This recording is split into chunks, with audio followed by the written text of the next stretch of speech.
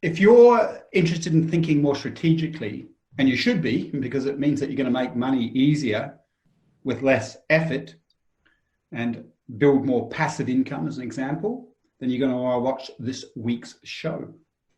I am interviewing a young entrepreneur who I rate, and he works in an industry that, for the most part, you don't have a lot of switched on business people working in that industry. I'll tell you what that industry is once we get into the show. But he has been applying some really good entrepreneurial strategies into that industry with great impact. And he's building a lifestyle and an income out of following his passions. So I'll see you on the inside. Hi, Ryan. Hi. Welcome to the show. Thank you very much. It's great to be here. So let's get into it. I'm really looking forward to this. I'm going to be learning. I'm going to be sitting back and asking you some questions, and let's hope we all get a lot from it. You want to share a little bit about your industry, what niche you work in?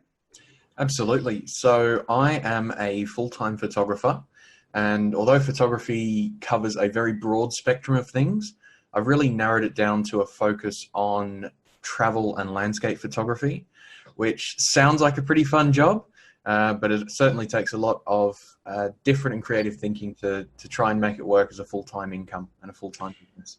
Yeah, and how old are you now, Ryan? I'm 24 now. Well, I think I first worked with you, I don't know, 14, 15 or something. Yeah, we started quite a while ago. Yeah, that's right. Okay, so I mean, it's amazing for me too, because I know where you come from. I've know about your past, your background, and I always knew you were going to do really, really well because you have such a mature outlook and you're a smart person. You've grown up in an entrepreneurial family, so you've been around that kind of thinking. Why that niche? Why locked into travel and landscapes? Why did you choose that one? Travel and landscape photography sort of came from a love of travel. And a while ago, before starting this business, I was in a job that I really didn't like. And I knew that it wasn't for me. So I knew I wanted to get out of that, but I didn't really know what I wanted to go into. But while I was there, I actually picked up my first camera and just playing around with it as a hobby, just getting used to playing with the camera, seeing the world from a different perspective.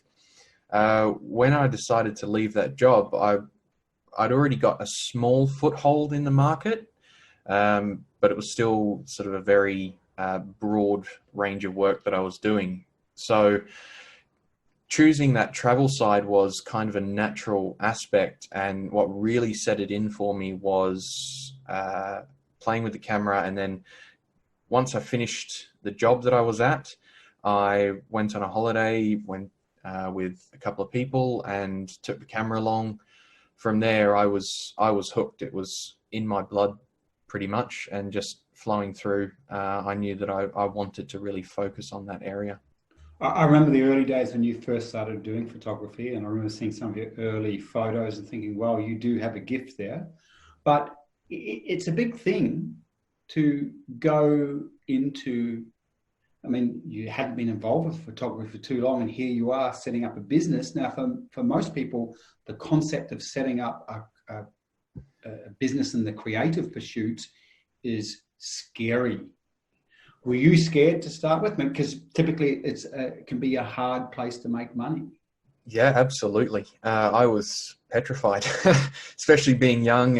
It's a scary thing to go in and not having a massive amount of business experience of my own behind me. Like I had mom and dad and parents and that sort of side to help guide me along, but it was really my sort of lack of inexperience and a bit of insecurity around it that going into it, I thought, I need to photograph everything to make this business work. And actually by doing that, it sort of lost the love a little bit. And yeah, in a creative industry, if you lose the love of it, then you basically lose the business. It really does make it harder.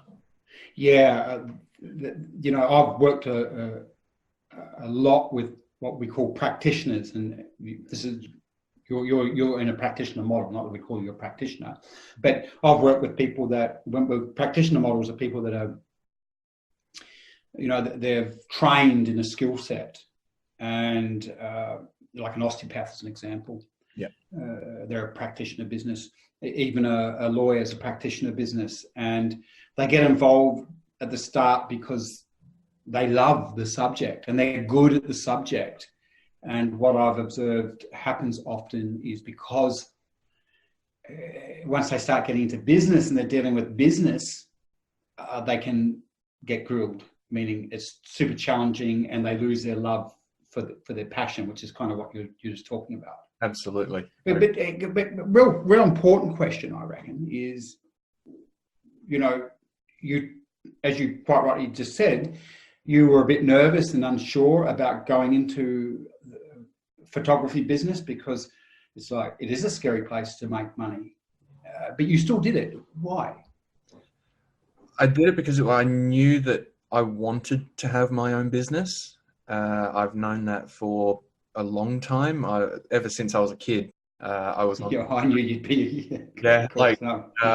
one of my earliest memories of making money myself was not getting a job at McDonald's or anything. It was I was primarily raised in England through my primary years, and every year in springtime around the street that we lived in, there were all these blackberry bushes.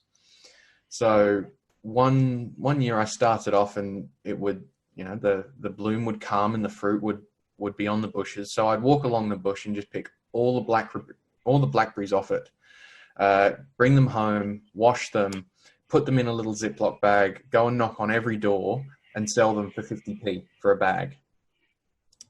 And then the next year, I realized that there were even more blackberries growing. So I ended up enlisting the help of all my friends and ended up paying them a percentage of what we were actually selling. So that's probably my earliest memory. And since then, it's just spurred that growth of, I want to be my own person. I want to be independent of a boss, and I don't really like having a boss. So that's kind of a helpful thing. Yeah. Moving forward then, and I love that story, by the way. I mean, isn't that incredible? That's a great story. It's like you're born to be an entrepreneur. And I remember when you were younger, I always knew that you were going to be in your own business. And you were talking before about not having business experience other than being around your family, but even being around your family, and especially your mum, what did you learn? As being around such a super entrepreneur as your mum, like what was you would have learned things to do and not do, by the way. Yeah, so I saw not to push yourself so far that you burn out. Burn out, yeah, exactly. And like every now and then, and that memory still sticks in my head to know, okay, look, I'm pushing myself a bit far here. I need to just stop, relax, watch a movie, go to the beach, go to the gym, exercise, whatever it is, and just stop and take a bit of time for myself as well, which is one very important lesson that's really helped create and spur my business moving forward, to know where my limits are. Great. By the way, Ryan, have you observed that when you take time out, that you become a far better business person? Absolutely. Yeah, this is really important. I'm always banging on about this to my clients and anyone that's willing to listen to me. And I have a particular take on it, obviously, because of we've got our logic component, but we have unconscious powers that only get accessed when we rest and relax. And in unconscious powers, my unconscious often solves problems for me. And it won't solve those problems for me if I'm just working all the time in what we call hard think. From your perspective, what are the benefits as a business owner for taking time out and not just being hard driven day in, day out?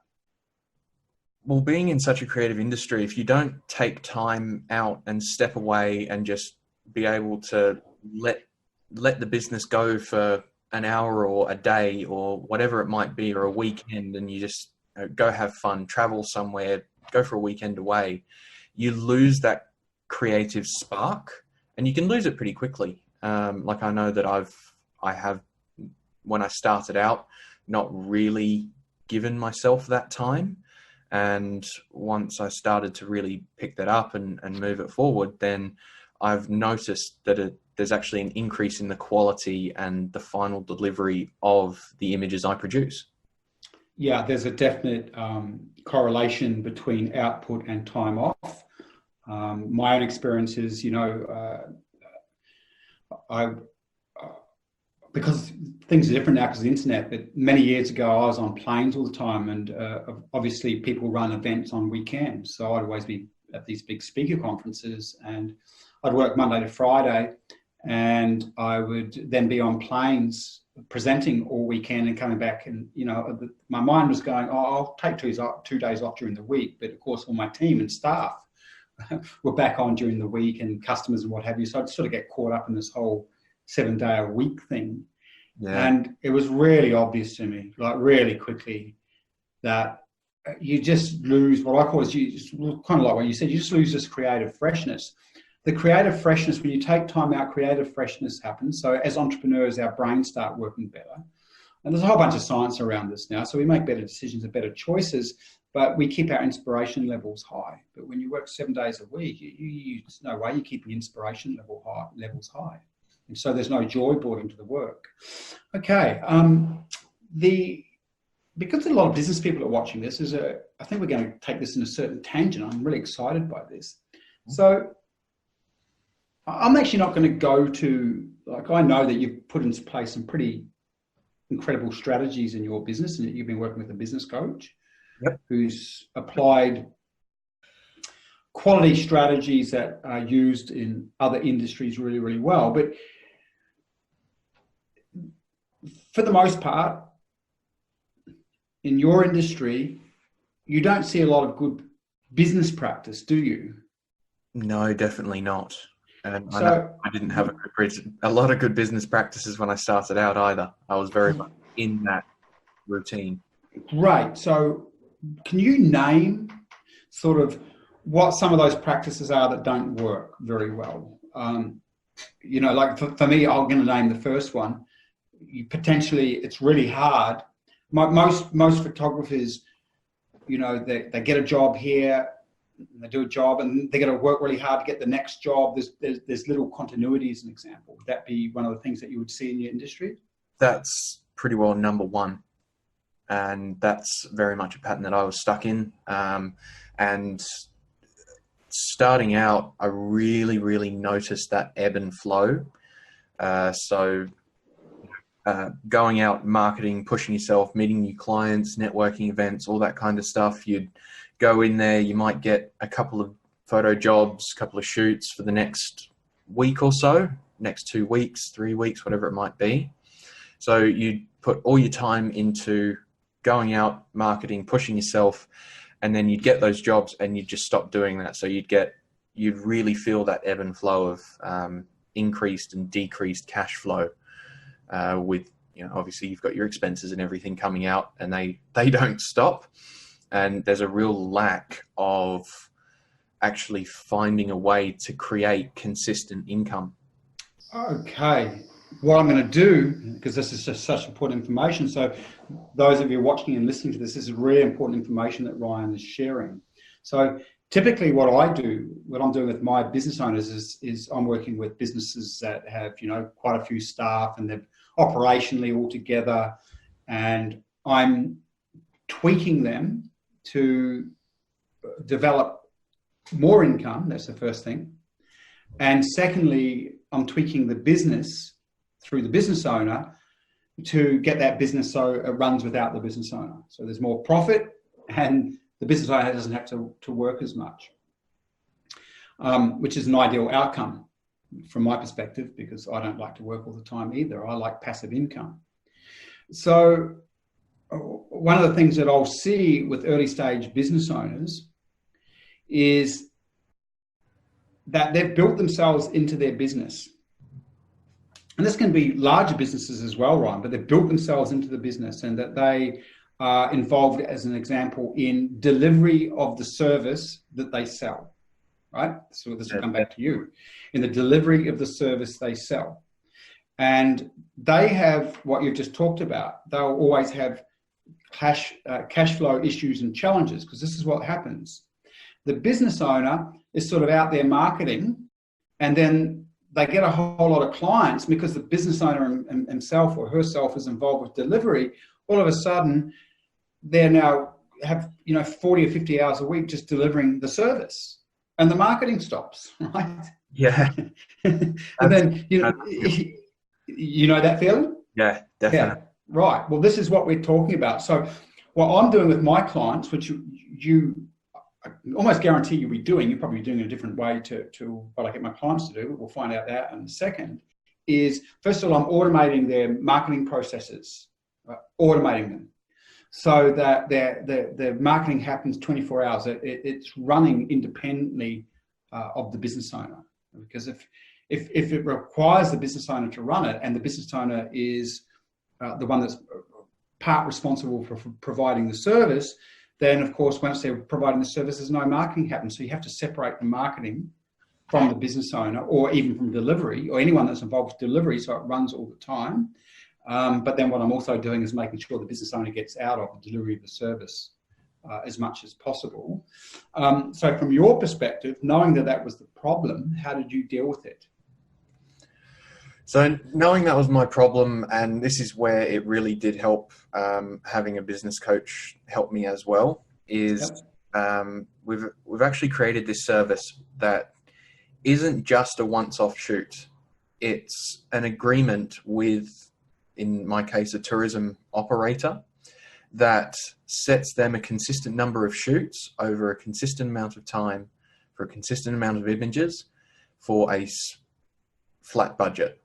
So they know what they're paying, and I know that I'm getting a recurring income, and really being able to help the client as well as create consistency in my own business. Great. Now, you can't see me, but I just had the biggest smile on my face. Right. I'm sure you did. Yeah, it's just like, so again, and this is for everyone listening, typically we look at like a key principle.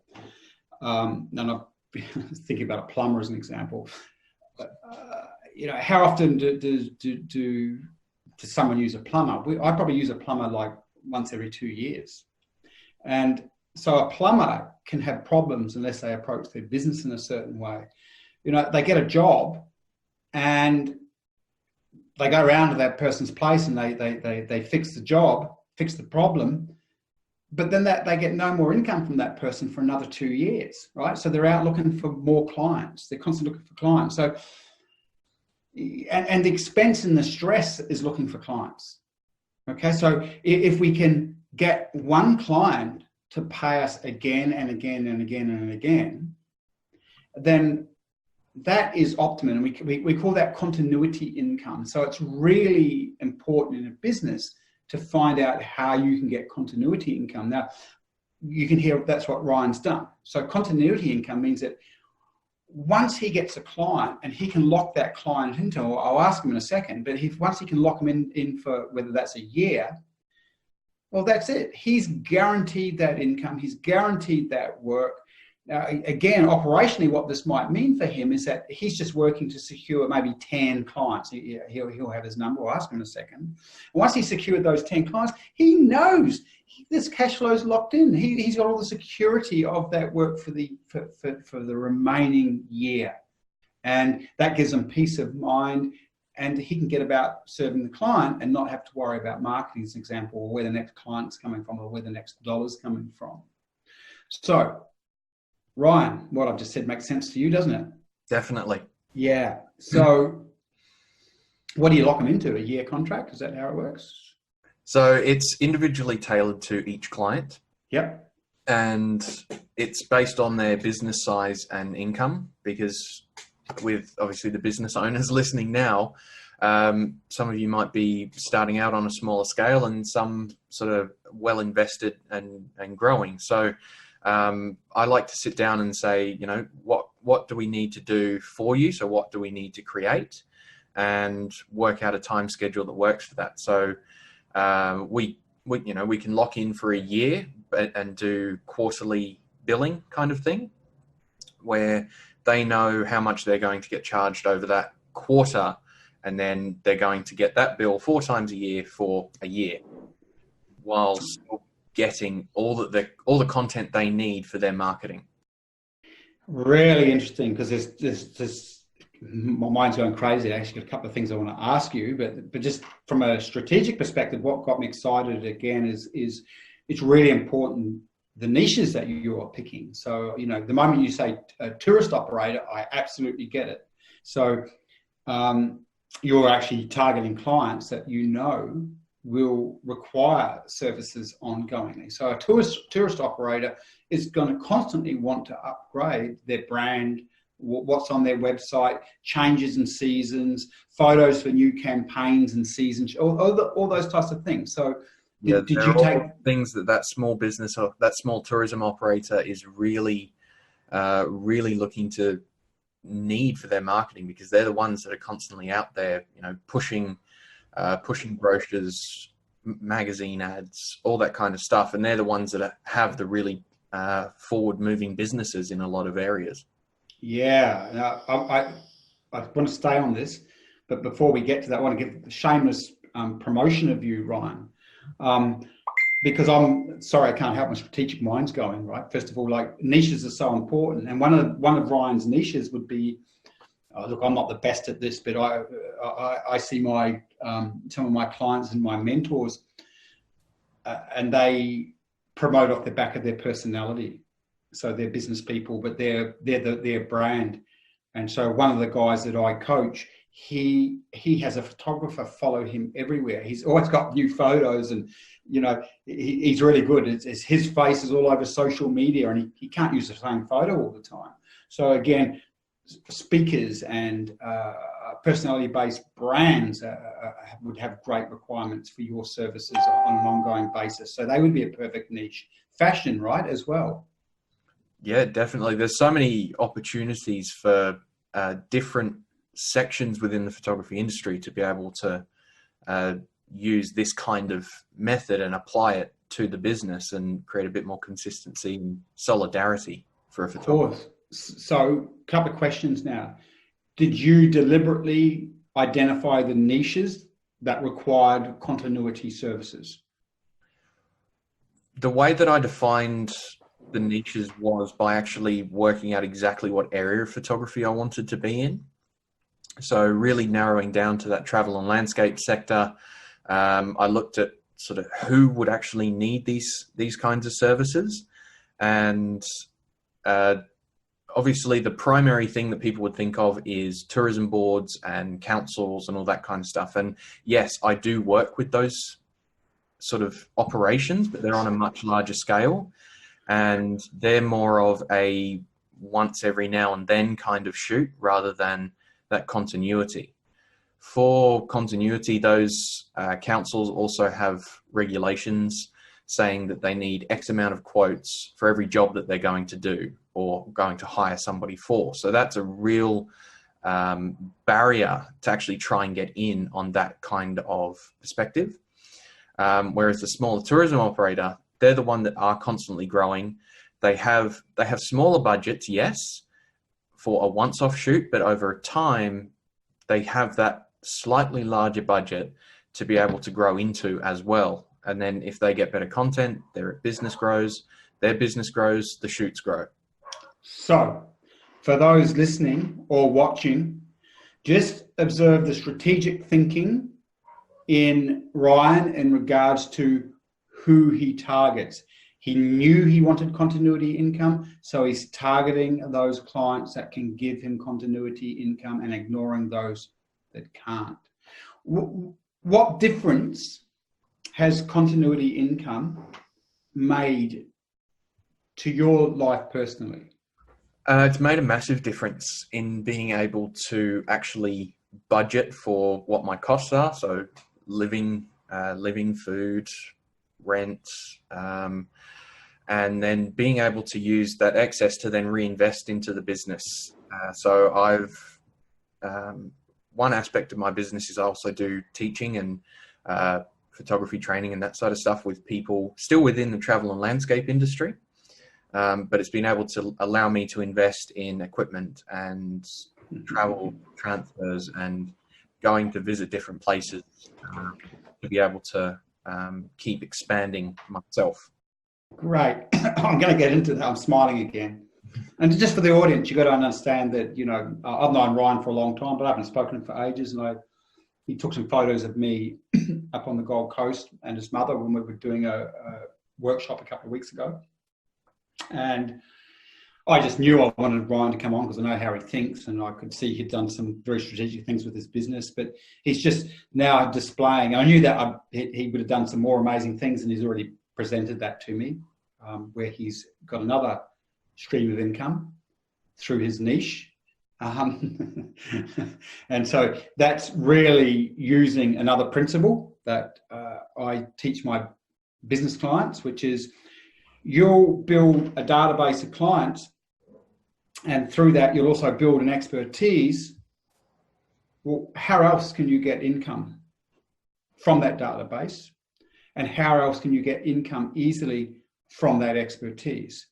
So you've just talked about building a second stream of income there, Ryan, correct? Yes, definitely. Yeah. I'll come back to that, but there's a shameless plug that I meant to get to before and haven't gotten to. Ryan, what's your website? So anyone listening, if you have the need for photographic services on a regular basis, I can tell you Ryan does absolutely amazing work, and you can see it for yourself. Where do they go if they want to contact you? Thank you. My website is ryanfowler.photography, which fits perfectly in with my brand. And then overall on social medias, it's Ryan Fowler Photography. Great.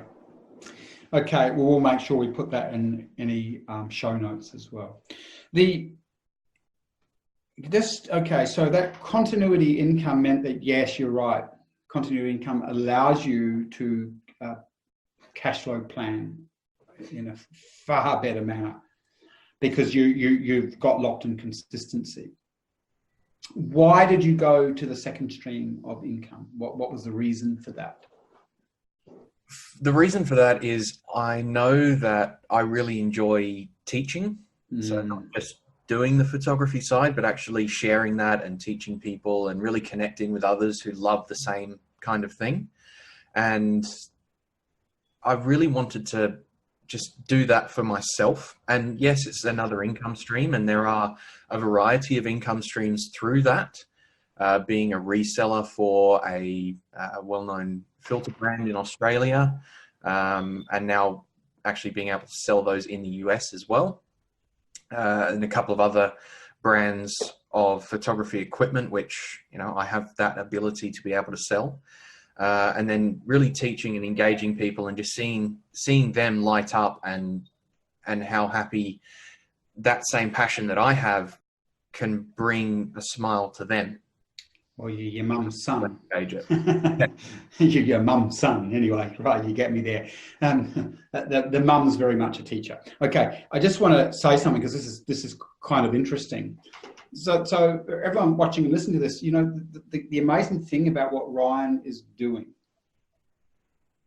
is he is building his entire income off the back of what he genuinely loves to do. It doesn't get any better than that. And you can probably hear it in his voice. Now, what that will mean is he will always feel fulfilled. You see, when we follow what our purposes are and what our passions are, it means that we are constantly enjoying ourselves. It means that we are constantly involved in what we're here to do, what we love, and you know, like people don't talk enough about this, Ryan, but that's a currency in itself. That's a win in itself, if that makes sense. Yes, it does. It means that you know, work and play. It's like when I'm doing this right here, right now. Do you think I'm really working? Ryan? No, you absolutely love it. I absolutely love it. And when I'm doing strategic work with my clients, Oh, I just love, the thing I love most is reading my clients and reading their unconscious patterns. It's like we're not doing that today, but you know what that's like. Reading their unconscious patterns. I'm using my gift, the thing I love to do that can help people the most. And it's not even work. It's just as good as watching a movie for me or going surfing, right? I just love it. It's not work. So well done. Okay, I just, you talk about that teaching process. I sort of made the joke about your mum and being your mum's son, but there's way more to it than that, because Ryan, you can probably hear makes a really good teacher. He's actually a patient person, very patient human being. Would you consider yourself patient, Ryan? I think so. Yeah, you're kind of a patient, thoughtful person. You're not. I'll think everything through before. Yeah, that's right. Now, we're going to go to profiles here. I think we caught up about 3 minutes or 4 minutes before we started the show, and we talked about the profile. And I think you're evaluator motivator. Is that right? Yes, that's me. Yeah. Okay. So I just want to talk about this for a second. So, and for those of you watching or listening, and you don't know what your entrepreneurial profile is, just go to my website, kerrymardon.com, and you'll see underneath the intro video a link to a 5-minute assessment that will tell you what your entrepreneurial profile is. And I'm laughing because I know that my team are going to change my website. So it may not be where I said it is, but it'll be on my website somewhere. It's always prominent. Go to your profile. It really helps you understand your strengths, gifts, and weaknesses. And this is really important because you want to delegate anything that sits outside of your strengths and gifts profile to other people who are strong and gifted where you are weak. That's how we build teams out. That's how we create happy cultures. That's how we create high performance cultures. And if you're a business owner who wants to have your business running without you, you have to do this, by the way. You have to only work in your gifts and strengths and delegate everything out to people and their gifts and strengths.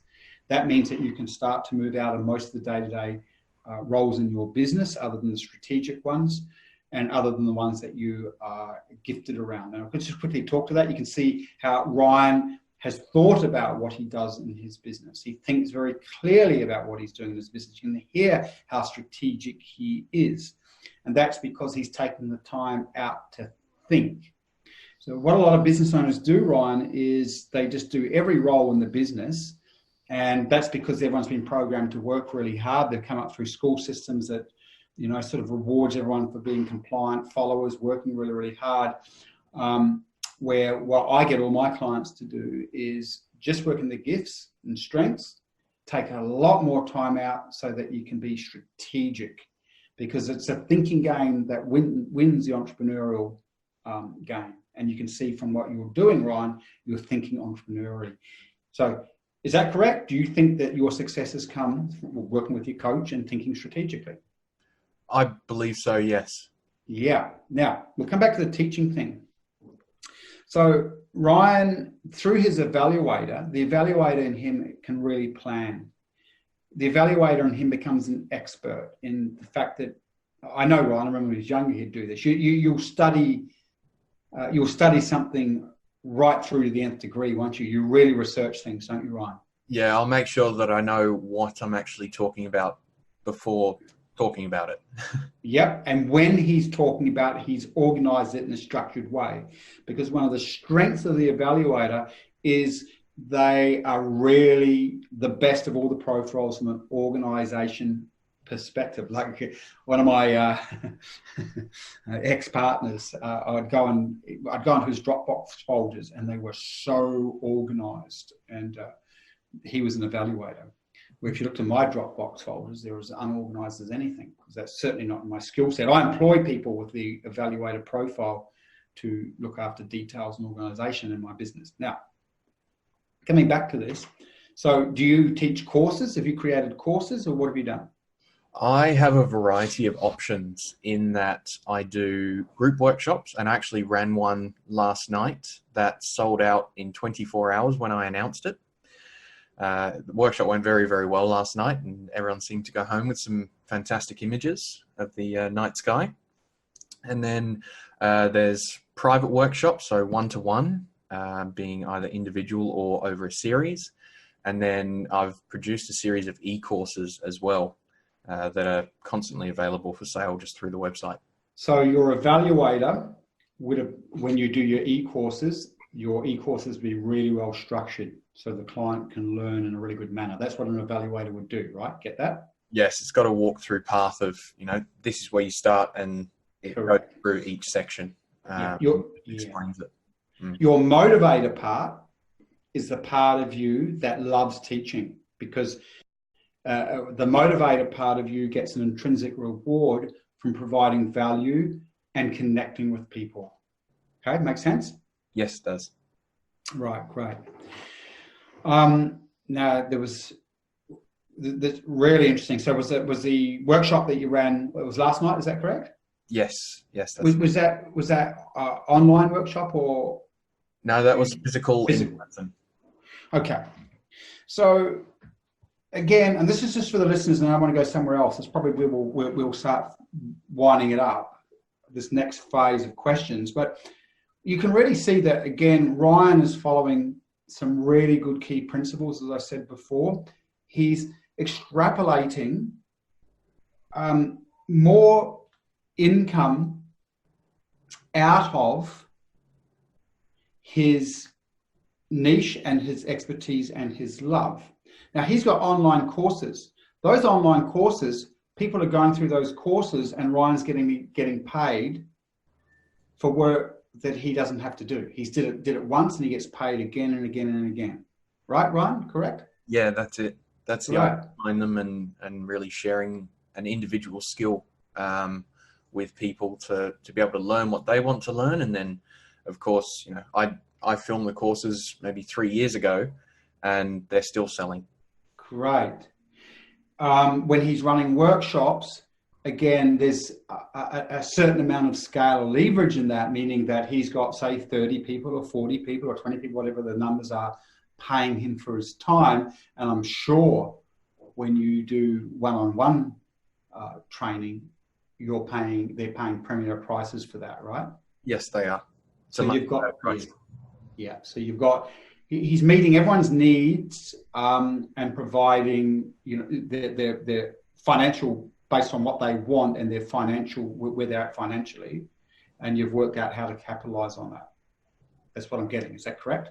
Yes, that's it. Yeah. So you said your workshop sold out in 24 hours. This is where I want to go next. Mm-hmm. Now, I remember years ago, you did have quite a profound interest in marketing, didn't you? I did, yes. Yeah. It was certainly a good base to build from too. Do you still have a profound interest in marketing? Yes, if it's going to help achieve what I want to achieve in the business. Okay.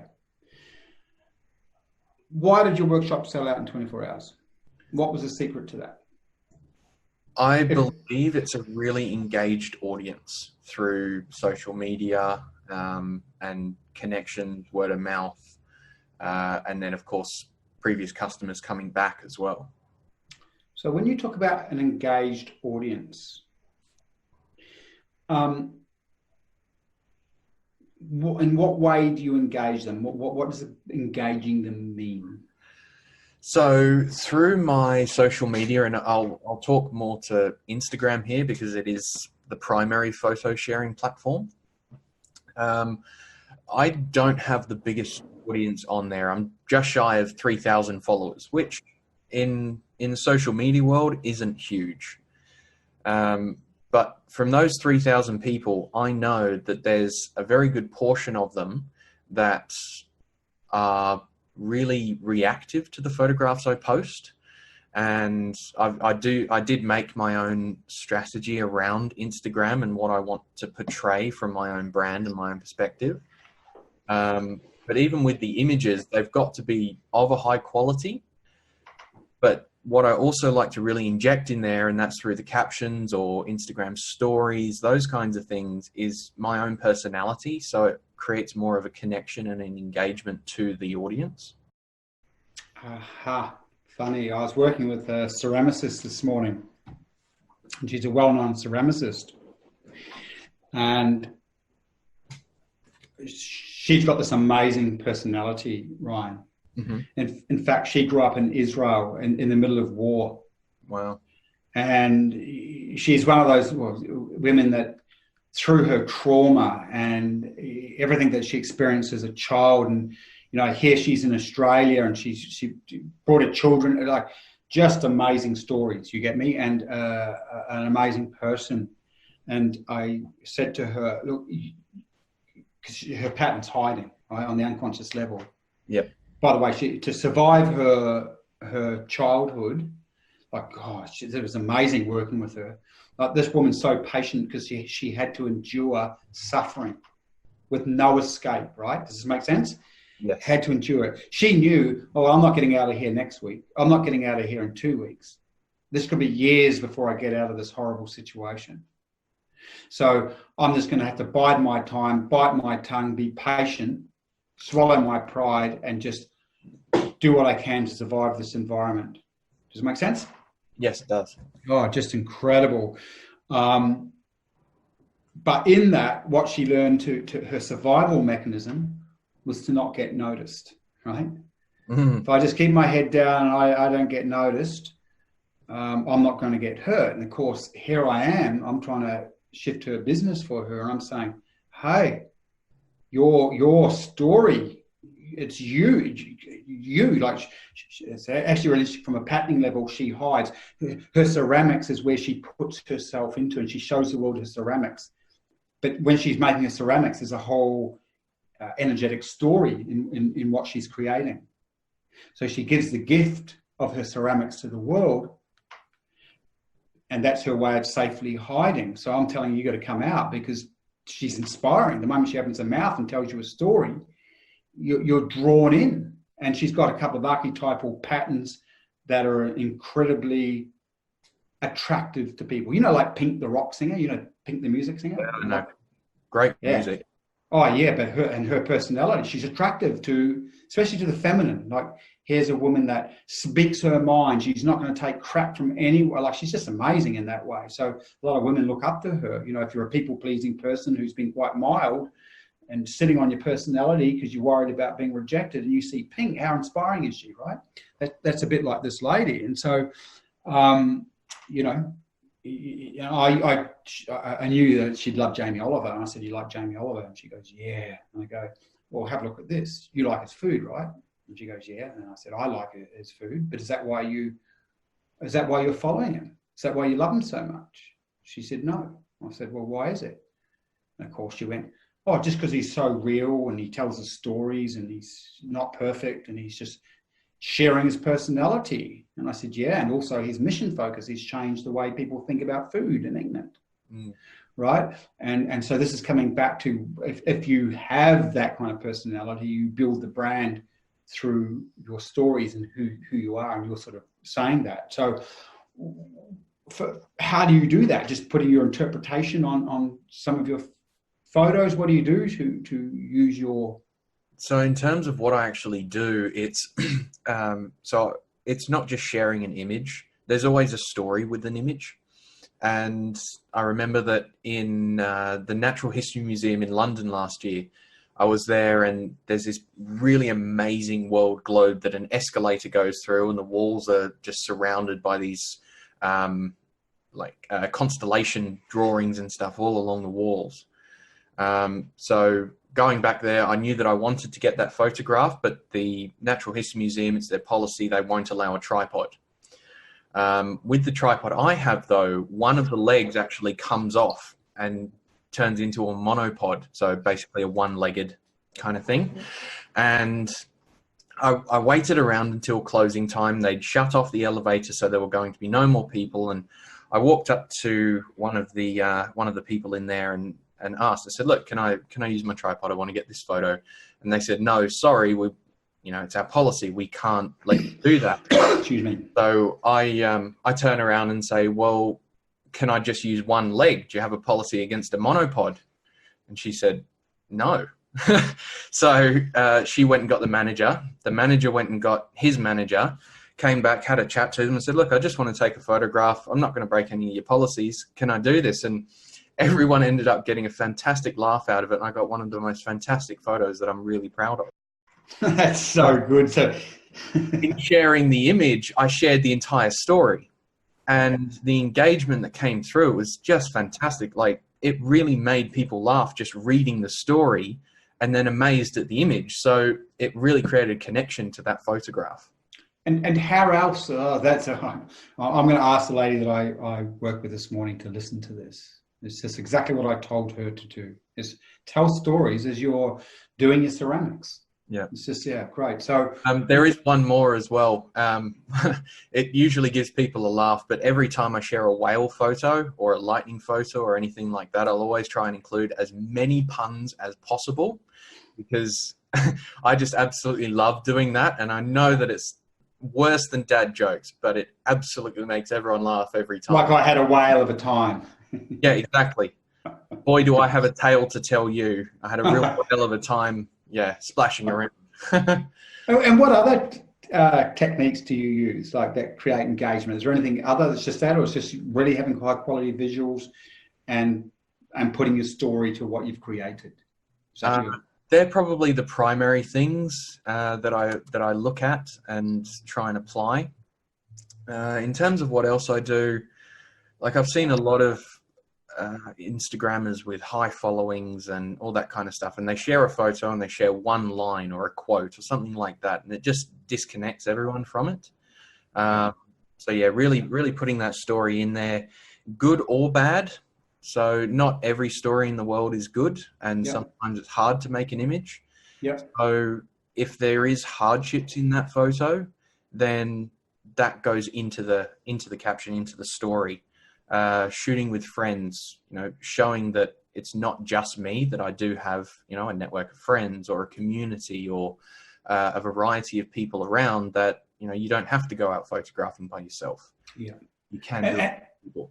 And when you advertise, so you've got the highly engaged audience. So when you advertise your workshop as an example, and I like what you said, by the way, because, it's really easy to have, one of the mistakes that we made over time, actually they weren't mistakes at the time, but we paid the price for them at a later stage.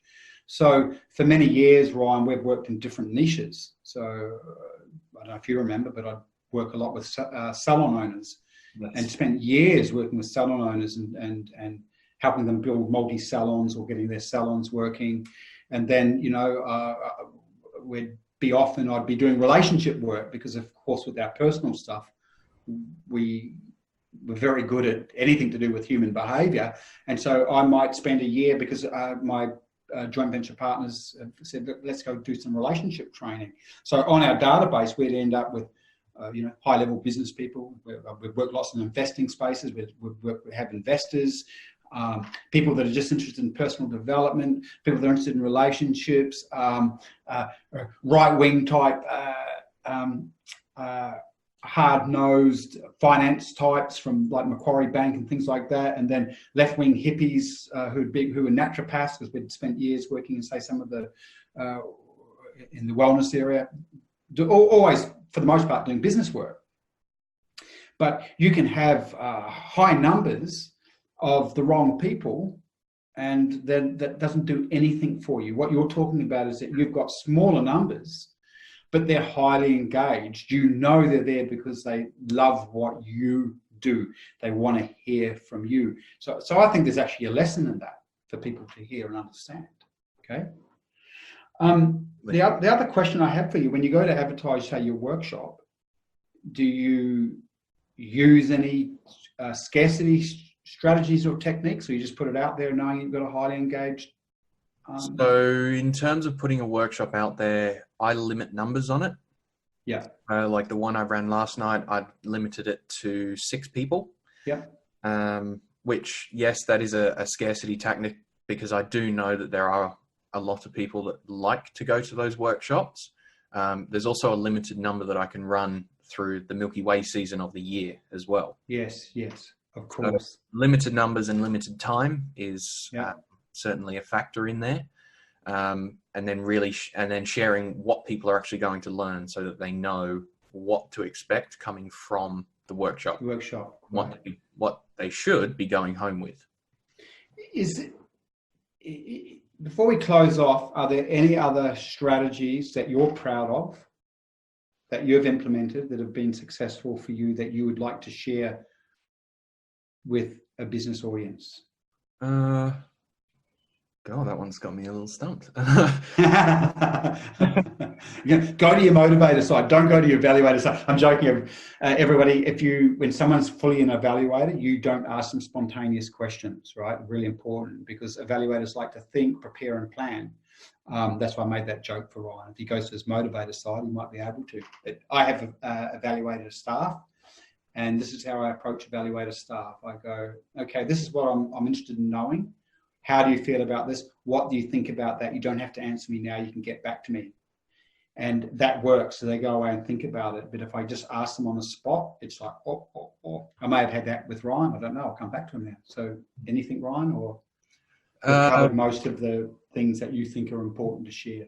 Yeah, we've covered most of what I'm sort of doing in the business. The primary thing for me, and like I published a blog post, which Mum's partner actually wrote from a tour that we did. So I was booked to do a new brewery tour on the Tweed Coast and photograph that, which was a very fun day at work, trying out 3 different breweries. So that was nice. But he came along with us and wrote a blog post. And when he sent it through, he emailed it to me, and I went through, edited it and changed it. And the thing that I found was he's very much a logical person, and he won't mind me saying this. Perry, you know that. Yeah. And he's a very logical person, so it was written in quite a logical way. But in terms of the actual feeling of it, it felt logical. So it really needed that personality injected into it. And I wrote it and I published it, I should say, on my own website. So I really wanted to have that real personality and emphasis inside it. So I went through, it took about an hour and just edited it. And it got me thinking, people can hear you on the other end of the phone if you've got a smile on your face. Yeah. Like this conversation, both of us, I know that we're smiling, although I can't see you. Exactly right. And it's the same in that sort of reciprocal way, that if you're writing with a smile, people can feel it. So they feel that emotion coming through, and it just injects you as a personality into it for people to engage and connect. That's interesting. Well, you've just really sort of grounded out what you were saying with the way you approach Instagram and connection. You can really get it. It's about emotional connection for you, and creating that relationship through emotional connection. Absolutely. And it's the same thing in video. Like I publish YouTube videos on occasion, and I'm working on a new series at the moment. And like I know what frame of mind I have to be in to make sure that I get the best final result out of the video, so that it really connects with the people that are watching it. So the other thing I'm picking up as you communicate, this makes sense because you're an evaluator, like a high production quality is really important for you in anything you do. You're not going to do something just because you got to get it out there. You're not going to rush. You're going to make sure it's quality. Everything's going to be quality with you. Right? Yeah, and that's all designed to fit in and work with my brand. I know that I want to, like, my brand is Ryan Fowler Photography. I want to go out there, and if something's going to be seen, I want it to be a high quality product, no matter what it is. Yeah. I've got a bit of an obscure question for you in a way. This is something I think about a lot. You talk about what was that? That's right. Yeah, that's right. It's probably more of a discussion point rather than a question. It's like I was talking to my wife about it this morning or yesterday. So one of the people that I work with, they're very famous, and all their social media, everything that they put out to the internet, into the internet world, follows this brand brief, right? This brand brief. Mm-hmm. And I know the person. I really rate them. In fact, they're a good friend of mine. I work very closely with them as well. And one of the things that I can struggle with is I'm just like, if I think something or I believe something, I'll often just chuck it out there. I don't really care about people's reaction. And a quandary that I'll often have is, can I really be bothered uh, constantly developing this brand where it just shows one side of me, right? Because I know that once I show other sides of me, it will perplex certain people that know these sides of me, and that really moves away from brand principles. But I can hear you're following your brand, you're really aware of your brand, and you keep what you post inside of that brand. Is that hard for you to do, or is it easy for you to do? It's quite simple because my brand is a representation of me. Yeah. So if I feel comfortable or happy or motivated or excited to do something, I know that that's going to produce the results that are going to be in line with that. But what about if you have a viewpoint? So as an example, if you have a viewpoint, you may only stick certain things up on Instagram or on social media that fit with your brand profile. But what happens if, as an example, you have a hatred of Trump, or you have a dislike of this, and you love that? Are you going to post those things? You may not be that type of person anyway, right? Yeah, that's not really my personality to... I thought so, yeah. My personality is more that way. Yeah, so I do have my own views on the world, and I feel like I'm an open-minded person. And if something annoys me or I get angry at something, that's for me. It's not for me to put out on social media or sort of put out from my own brand perspective. And yes, like I go scuba diving a lot. I've been a scuba diver for 9 years or something now. And I've seen a lot of plastic in the ocean, just diving around in turtle sanctuaries, seen some of the effects that it has had. So if I share an image of a turtle or, the marine environment or something like that, and, if that's part of the experience of creating that image, then I will share that because it is something that I feel strongly about. And it helps the cause of really taking that step forward in yes, making a change and hoping that, we can stop plastics flying into the ocean and that kind of thing. Yeah. But it also represents, this is what I feel about. And, if you don't feel that way, then so be it. But this is me. And this is what I want to put out there. By the way, I reckon you're really safe in that because, as you were saying, I think that still works with brand alignment. Why? Well, anyone that's interested in photography, especially when it comes to landscape or tourism, right, which is your niche, they're interested in the natural environment. They're going to be outraged. That actually works with that. Yeah, that's still within. That's classic environment. Yeah. Yeah, I did a podcast a little while ago with a genius friend of mine, and I have a lot of religious people that follow me of one faction or another. And in the podcast, it was about, he is an actual genius. He's a 14-year-old genius. I've known him since he was born. Him and I get on really well. So we do this podcast from time to time, and it was about whether God existed. And oh my God, I got so many communications from people that were upset about that. But I do that, and I'm kind of happy with that. But I'm always interested when I hear someone that can really stick within a brand. Mm-hmm. And that's easy for you too. I can really see that. I know other people, by the way, who are, again, friends, famous clients of mine, who what they show the world is true for about half of their personality, and they hide the rest of their personality from the world because it would just polarize their followers. Right. And this is very important, everyone, because we are all multiplicity characters. We are multi-sided. So when we're looking at branding, what brand's authentic for us and what are we, it has to be authentic. It has to be real about who you are. But for the most part, you're only showing the world a part of self. I just find it interesting, and you can tell my own interest in this subject because it's something I think about in regards to what I do. Look, Ryan, I really love today, and I reckon, to be honest, the listeners and viewers will get a lot from this. Just really good what you're doing. Really, really amazed. And I know you're going to have an amazing future. Yeah, it's been great to be on today. Thank you. Yeah, thanks. And for those watching and listening, a couple of things. If you want to be on the show, again, go to the website. You can join us If you want to come in and you want to get some breakthroughs, you can come in with a student. That means that no one needs to know your name, your business name. No one's seeing you. Obviously, I wasn't working in that way with Ryan today. It was more of an exploratory approach around strategies. But if you want some breakthroughs, you want me to do some work with you, you can stay anonymous, and I will go in and see what's happening on an unconscious level that would be impacting your ability to build your business.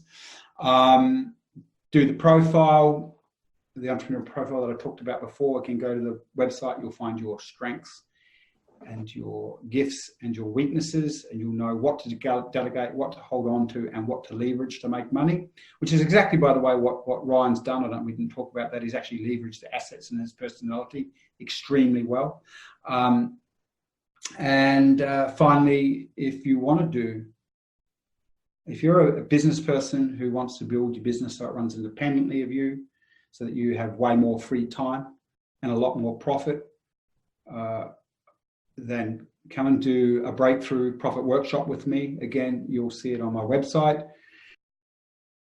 It is an amazing hour to an hour and a half experience where we really go into your business models, we go into your personality, and really help define a path for you for the future so you can obtain that more free time and way more money. To me, by the way, this is a gift of my love to people. I've been very fortunate in my life where I've learned how to build businesses that give me lots of free time. And it's meant that I've been able to build an amazing family life, and I've been able to indulge my love of surfing, traveling all over the planet while getting paid, and not having to run my business. And it's all about how you build your team. You've got to sort your own conditioning out, your ways of thinking. But it's my gift and my way of giving back. So come and do what we call the breakthrough workshop with me. The information you get from that workshop, we record it. It's actually a blueprint for the next 12 months for you. It's life-changing. Anyway, thanks so much for that, Ryan. And we'll see everybody in the next show. Catch ya.